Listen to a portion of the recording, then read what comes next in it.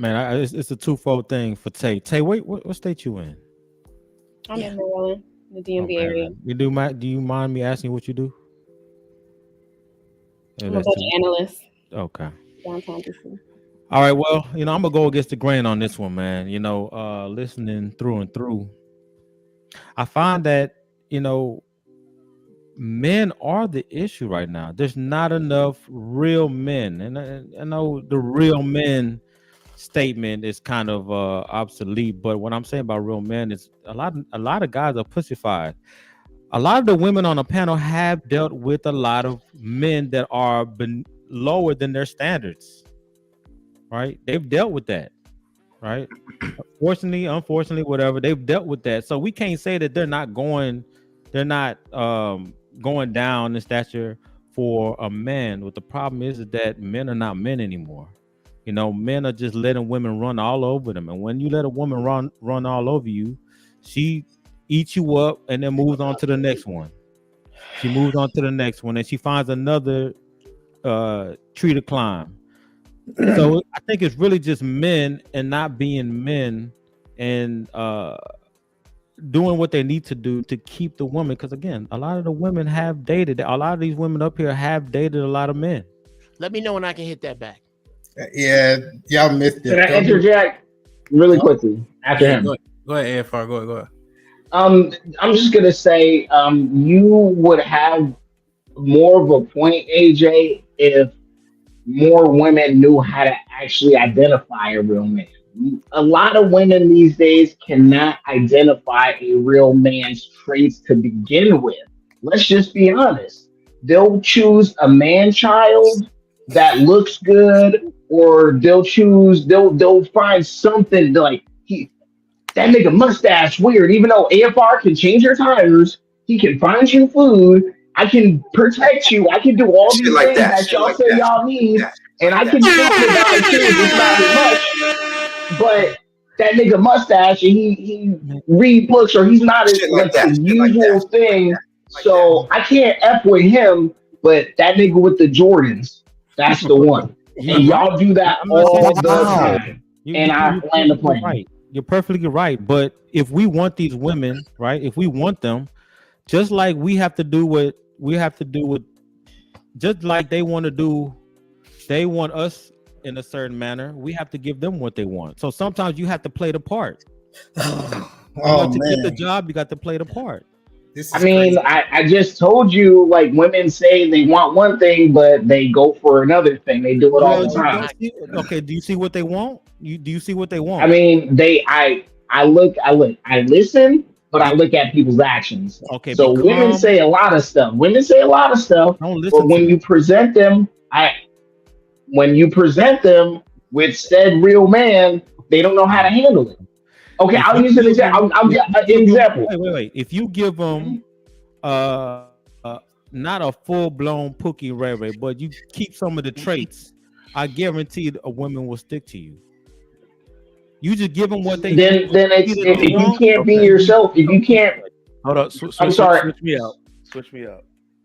Okay, AJ, I'm just saying, if you have to put on different traits than who you are to get a woman, then you've already lost. You should be able to be yourself and be the man you are, and she should. And a woman, and if a woman is attracted to you, she wants to get on your stuff. That's how you should go. But all this trying to peacock and put on this different stuff to attract women. Lied on your resume?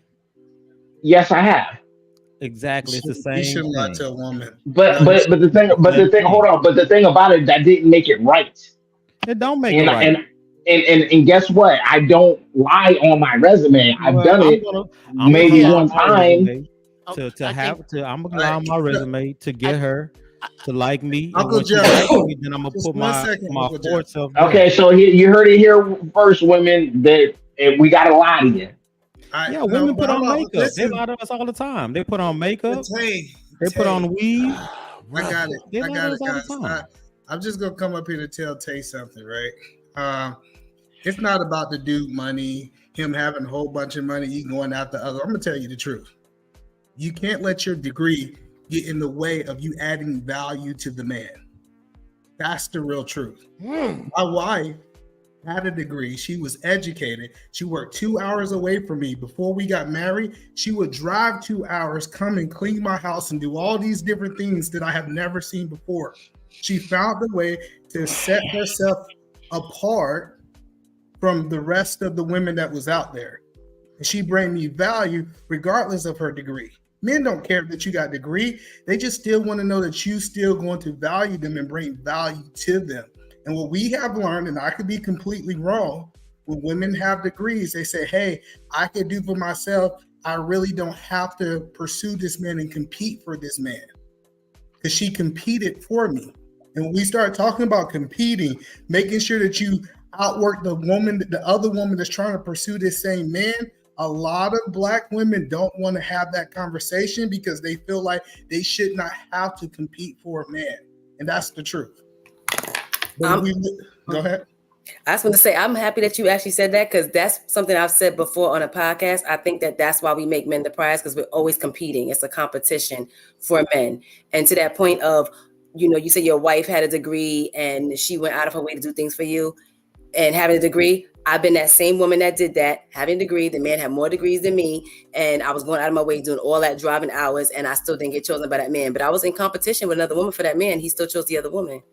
Well, then you got to ask yourself the question, what did that other woman do that you did not do? She was white. That's a hard question. she was a white woman. He did. He actually and said those words. Men gotta ask themselves that question too, though. So it's not just. But I was somebody that had been around for years, so I've been through that. So, but Nate, I get your point. You said that, hey, with this person, he had, because he chose a white woman over me. I'm not discounting your story, but do you truly believe that women are willing to compete for the man that they want today? Are you really believing that the women at whole are trying to compete, especially the Black women? I think that sometimes it's unintentional that when we end up competing, because we might want that man and we're like, we want him, we want the other woman to have him. So it ends up happening. A lot of times we don't go out saying, oh, I want him and I'm going to automatically do it. But if we know that there's another woman involved, sometimes you want to go out of your way to do a little bit more.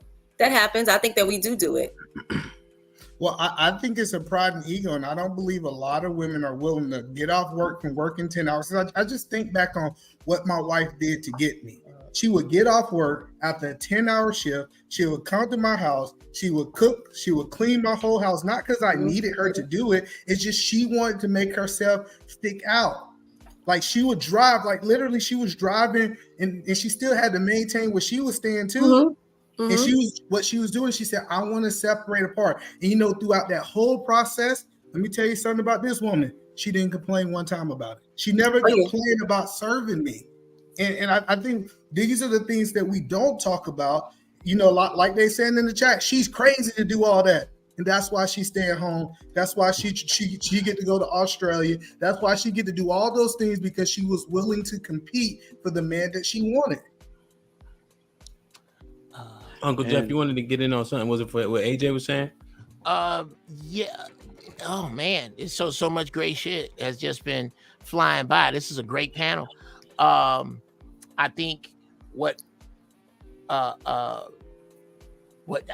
go back to what to apologize. Yeah, let me apologize for all the horrible dudes who've done all the horrible shit. The dude that made you compete just to go, I want a white woman. Sorry, here's some lovely parting gifts. Oh, that girl dissed him too, but yeah. Okay, no, it doesn't matter. Doesn't matter what she did. We're talking about what he did to you. I want to apologize for those men. I want to not talk about the substandard men. I want to not talk about the men that don't make the mark. I want to talk about the sisters who believe they make the mark and the men who believe they make the mark. And let's just deal with those people and what they want from each other. This way, you have to deal with yourself in the moment and who you are and who you're going to be to the next person. Let's not bring any of this other shit in here, because none of it, sisters, is going to help you. None of it. Nothing negative that has ever happened to you before with a Black man is going to help you catch a good one in the future. What you're going to have to do, what we are going to have to do, is we're going to have to figure out how to be real and peaceful with one another, because you're going to need this I don't need a man. The universe is gonna go as you wish, and it's about to be some horrible shit going down to where if you don't have a man to manipulate the environment, there is a very good chance you're going to perish. Shit like that. Shit like that. Shit like that. Where we are. So all of this boyfriend, girlfriend, do-si-do ass games, y'all, look here. America doesn't have any borders anymore. No first world country has borders anymore. This shit about to go down. Y'all keep playing if you want to, but you're gonna need to find a man, and you're gonna need to find out exactly what the hell it is he wants, and come up with that. And you know, all the women who told my wife she was crazy for doing that 5 years ago, every last one of them, hey, how can I get a man? They asking for advice. Hey, and let me, just from the stuff that I was That's hearing, crazy. let me give a word to the ladies, because I've noticed this with my own sisters, my wife's friends, and all of that. Stop looking for guarantees. There are no guarantees, and it's something I learned in college. It was one of those rinky-dink ass sociology courses, but the one thing I did listen to in it was a guy named Dr. Leo Buscaglia. We watched the video, and he said, he said, love is work, and there are no guarantees, and it does not work for people who aren't willing to work, and it definitely doesn't work for people who aren't willing to work without guarantee.